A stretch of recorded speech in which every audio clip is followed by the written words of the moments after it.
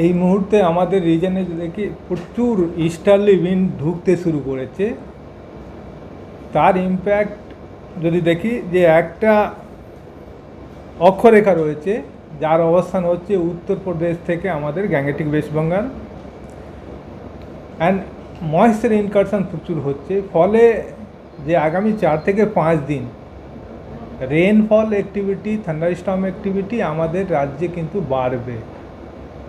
Already গতকাল আমরা দেখেছি যে থান্ডারস্টর্ম অ্যাক্টিভিটি হয়েছে অনেক জেলাগুলো, বিশেষ করে 2 বর্ধমান, বীরভূম, বাঁকুড়া, নদিয়া, মুর্শিদাবাদ, আর আমাদের কোস্টাল জেলাতে কিছু কিছু খুব লাইট রেন হয়েছে। এই স্পেশাল ডিস্ট্রিবিউশনটা এখন বাড়ার চান্সেস রয়েছে। প্রথমে বলছি 30 তারিখ আজকে আর আগামীকাল থান্ডারস্টর্ম অ্যাক্টিভিটি এক্সপেক্টেড। বিশেষ করে যদি ডিস্ট্রিক্ট বলি, যে এখনও বীরভূম, বাঁকুড়া, 2 বর্ধমান, মুর্শিদাবাদ, আর নিচের দিকে 2 মিদনাপুর, এখানে চান্সেস রয়েছে রিলেটিভলি আজকে। আগামীকাল থেকে এই প্রবাবিলিটিটা আর ইন্টেন্সিটিটা হয়তো আর একটু বাড়বে। আগামীকাল থেকে ইভেন কলকাতাতেও চান্সেস রয়েছে, কিন্তু মেন যে অ্যাক্টিভিটি এক্সপেক্টেড সেটা হচ্ছে 2nd and 3rd of May. এখানে মোটামুটি উইন্ড স্পিড একটা 50 to 60 কিলোমিটার, তার সঙ্গে থান্ডারস্কল, লাইটনিং চান্সেস রয়েছে যে এই ধরনের অ্যাক্টিভিটি আমাদের সাউথ বেঙ্গলে হবে। 4 তারিখেও ইন্টেন্সিটি খানিকটা হয়তো কমলেও কিন্তু এই ওয়েদার অ্যাক্টিভিটি কিন্তু চলবে। নর্থ বেঙ্গলে যা অ্যাক্টিভিটি চলছে, মোটামুটি সব জায়গায় কিন্তু হালকা থেকে মাঝারি ধরনের বৃষ্টিপাত, তার সঙ্গে উইন্ড স্পিডও থাকবে 40 থেকে 50 কিলোমিটার। আর আজ আর 2nd অফ মে হয়তো শিলা বৃষ্টি হবে নর্থ বেঙ্গলে, এইরকম চান্সেস রয়েছে। নাওকাস্ট, আমরা যে জেলা ভিত্তিক যে নাওকাস্টগুলো, যে কোন জেলায় কত উইন্ড স্পিড হবে বা হেল স্টর্ম হবে কি, এইগুলো আমরা নাওকাস্টে 2 থেকে 1 ঘন্টা আগে কিন্তু দেব। সেকেন্ডে একটা সিস্টেম যেহেতু ডেভেলপ হতে শুরু করবে, হয়তো 4 তারিখে আমরা এক্সপেক্ট করছি যে সাউথ আন্দামান সিতে একটা সার্কুলেশন হবে, 5 তারিখ নাগাদ লো প্রেশার সিস্টেম, আর তার আগে অ্যাটলিস্ট যেহেতু 4 তারিখে একটা সার্কুলেশন হবে, 6 তারিখ নাগাদ 5 তারিখ লো প্রেশার সময় রয়েছে। এইটা ডিটেলস আমরা হয়তো নেক্সট উইকে বলতে পারবো, বাট কিছু না কিছু নিশ্চয়ই ফর্ম হতে চলেছে। ক্লাইমেটোলজিক্যালি যদি দেখা যায় যে মে মাসে, মনসুনের আগে মে মাস হচ্ছে প্রোন টু সাইক্লোন, কিন্তু এই প্রবলিটিগুলো একটু আর সময় যদি দেওয়া যায় দেন ভালোভাবে বলা যাবে। ওই জন্য আমরা বলছি যে হয়তো সোমবার, মঙ্গলবার ডিটেলস আর দেওয়া যাবে। স্যার, গরম কি কমবে বা গরম যা গরম আজ থেকেই নিশ্চয়ই আপনারা ফিল করেছেন যে তাপমাত্রা কমেছে। কলকাতা 39 থেকে আজকে আমরা এক্সপেক্ট করছি 35, 4 ডিগ্রি। ইভেন পশ্চিমের জেলাগুলোতে আমরা যেটা এক্সপেক্ট করছি যে তাপমাত্রা 40-এর নিচে চলে আসবে। তাপমাত্রা ফল করেছে, আর ফার্দার এখনও আরও এক্সপেক্টেড যে 2 থেকে 3 ডিগ্রি আরও ফল করবে আগামী 4 থেকে 5 দিন, অর্থাৎ নর্মাল বা নর্মালের কাছাকাছি থাকবে। খুব একটা তাপমাত্রা যে মেন স্পেল ছিল হিট ওয়েভ, সেইটা অলরেডি চলে গেছে। এবার ওয়েট স্পেল, যেটা আমি বললাম বারবার, যে ওয়েট স্পেল কিন্তু এবার শুরু হবে বা অলরেডি শুরু হয়ে গেছে।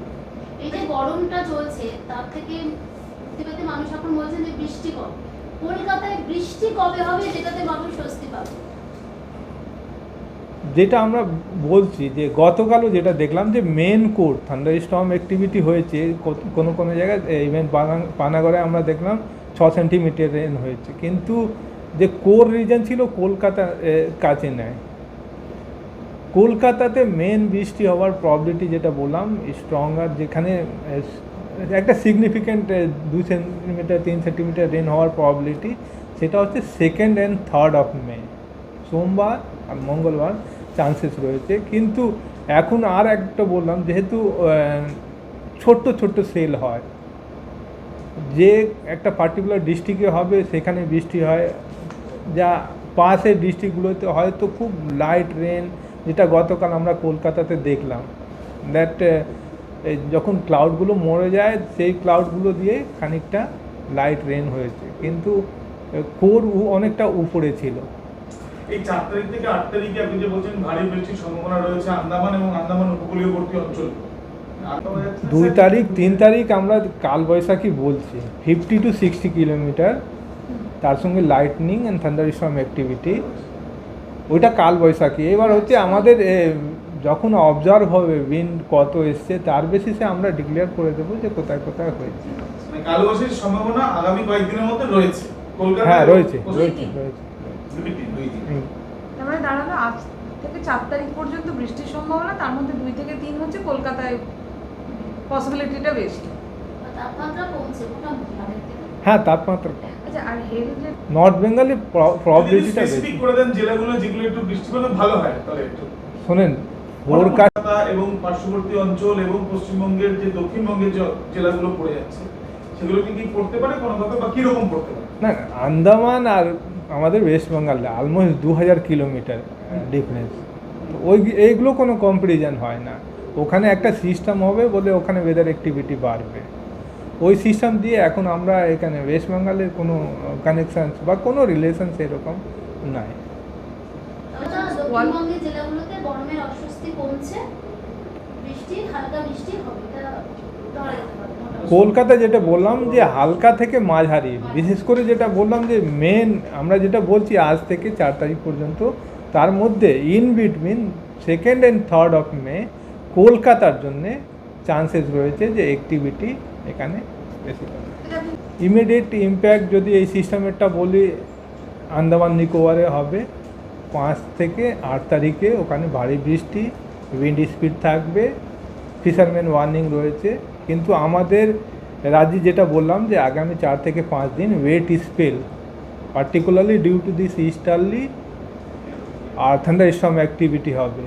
হিট ওয়েভ আজ থেকে আর এভেট হয়ে গেছে, আর কোনো হিট ওয়েভে আগামীকাল কয়েকদিন চান্সেস নাই, কেন যে ডে টেম্পারেচার নর্মাল বা না নর্মালদের একটু নিচে আসবে ডিউ টু দ্য এই ক্লাউডিনেস আর ময়েশ্চার।